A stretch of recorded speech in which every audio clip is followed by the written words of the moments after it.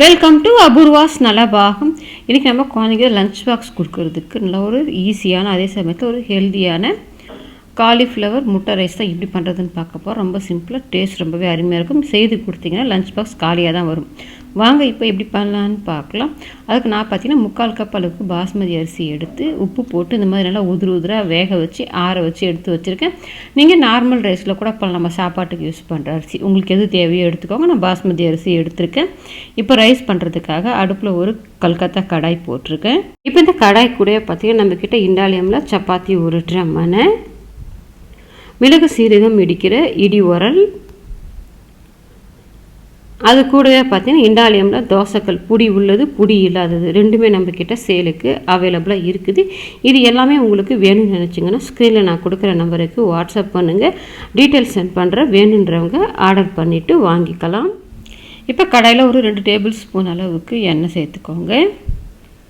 அதில் தாளிக்கிறதுக்கு 1 ஸ்பூன் கடுகு சேர்த்துட்டு நல்லா பொரிய விட்டுருங்க.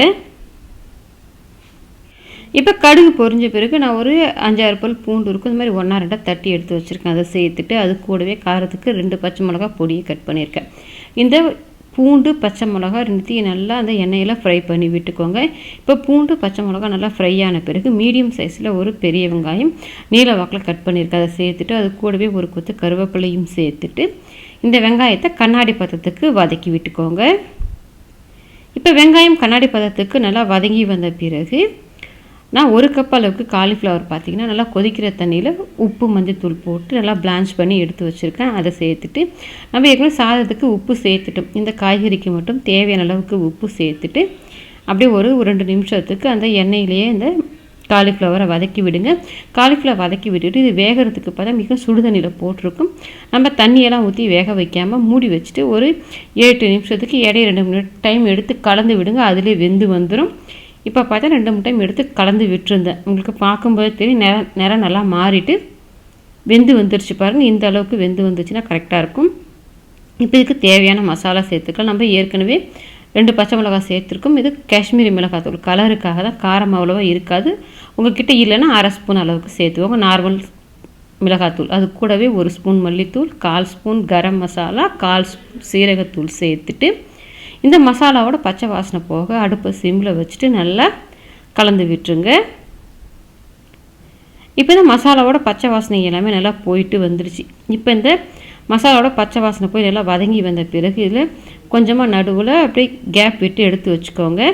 இப்போ இதில் 2 முட்டை உடச்சி வச்சுருக்கேன், அதை சேர்த்துக்கிறேன். உங்களுக்கு முட்டை அதிகமாக தேவைன்னா நீங்கள் இன்னும் ஒரு முட்டை கூட ஆட் பண்ணிக்கலாம். இந்த சாதத்துக்கு இது கரெக்டாக இருக்கும்.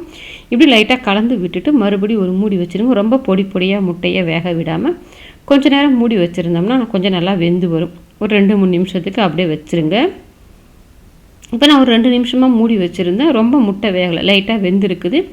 இப்போ இந்த மாதிரி லைட்டாக வெந்து வந்த பிறகு அந்த மசாலாவோடு சேர்த்து நல்லா நம்ம வேக வைக்கும்போது உப்பு காரம் எல்லாமே அது முட்டைக்கு சேர்ந்து வந்துடும். இப்போ இது நல்லா சேர்த்து கலந்து விட்டுருங்க. எல்லாம் ஒன்றா சேர்ந்து அந்த முட்டையை நல்லா வேக விட்டுடலாம். இப்போ பார்த்தீங்கன்னா முட்டை நல்லா வெந்து வந்துருச்சு. இப்போ முட்டை வெந்து வந்த பிறகு நம்ம ஏற்கனவே வடித்து ஆற வச்சுருக்கிற அந்த சாதத்தை சேர்த்துக்கோங்க. சாதத்தை சேர்த்துட்டு அடுப்பை மீடியம் ஃப்ளேமுக்கு மாற்றிட்டு நல்லா கலந்து விட்டுக்கோங்க. அந்த சாதத்தில் மசாலா எல்லாம் நல்லா ஏறி வரணும். இப்போ பார்த்தா நல்லா கலந்து விட்டாச்சு. சாதத்தில் மசாலா எல்லாம் சேர்ந்து வந்துருச்சு. கடைசியாக அதில் கொஞ்சமாக பொடியை நறுக்கினா மல்லி இலையை சேர்த்து கலந்து விட்டுட்டு அடுப்பை ஆஃப் பண்ணிடலாம். நமக்கு நல்லா சுவையான காலிஃப்ளவர் முட்டை ரைஸ் ரெடி ஆகிடுச்சு. குழந்தைங்களுக்கு செய்து கொடுங்க, பெரியவங்க கூட சாப்பிட்லாம். டேஸ்ட் ரொம்பவே அருமையாக இருக்கும். ஹெல்த்தியான ரெசிபியாகவும் இருக்கும்.